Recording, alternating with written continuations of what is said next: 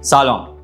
موضوع صحبت امروز من در مورد فیلتر روغن سرکان با کد SF7222 هست که اگر مکانیک، مالک یا به هر نحوی با این خودرو و فیلتر در ارتباط هستید، این اطلاعات میتونه براتون بسیار جالب باشه. فیلتر روغن سرکان با کد SF7222 نزدیک سرسیلن و به صورت عمودی به سمت بالا نصب میشه که این نحوه بستن و وجود واشر مانع برگشت در اجزای داخلی فیلتر باعث میشه یک مقدار روغن همیشه درون فیلتر باقی بمونه که در هنگام استارت اولیه خودرو یا به اصطلاح استارت سرد به موتور آسیب نزنه.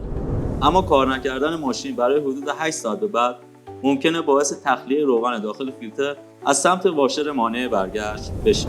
اما چرا سرکان؟ فیلتر سرکان برای جلوگیری از این اتفاق فیلتر رو دقیقاً مشابه نمونه اصلی با 2 عدد سوپاپ تولید کرد. یک سوپاپ برای فشار شکن و استارت سرد که در آن زمان روغن دارای ویسکوزیته بالاتریه که میتونه از سوپاپ اطمینان فیلتر رد بشه. لازم به ذکر در خصوص این نوع فیلترهای پیچی که سوپاپ اطمینان یکی از اجزای مهمه و به خصوص در مورد این فیلتر که 2 سوپاپ است، مهندسین سرکان بسیار هوشمندانه در ساخت این 2 سوپاپ بر اساس نوع موتور خودرو فشار باز شدن این سوپاپ‌ها را در نظر گرفتند تا به خوبی به وظیفه خودش عمل کنه. ولی ممکنه در فیلترهای غیر اصلی اصلا همچین چیزی دیده نشده باشه.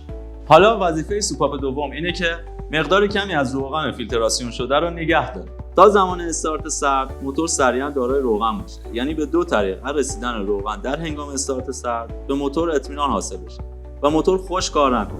نداشتن این سوپاپ در فیلتر باعث میشه تا در دراز مدت صدمات بسیار زیادی به موتور و به خصوص قطعات سرسیلن شامل میل سوپاپ، تایپیت های سوپاپ وارد بشه. امیدوارم اطلاعات این فیلتر کمکتون کنه تا برای خودروتون محصول درست رو انتخاب کنید تا از هزینه وارده به موتورتون جلوگیری بشه. سپاسگزارم.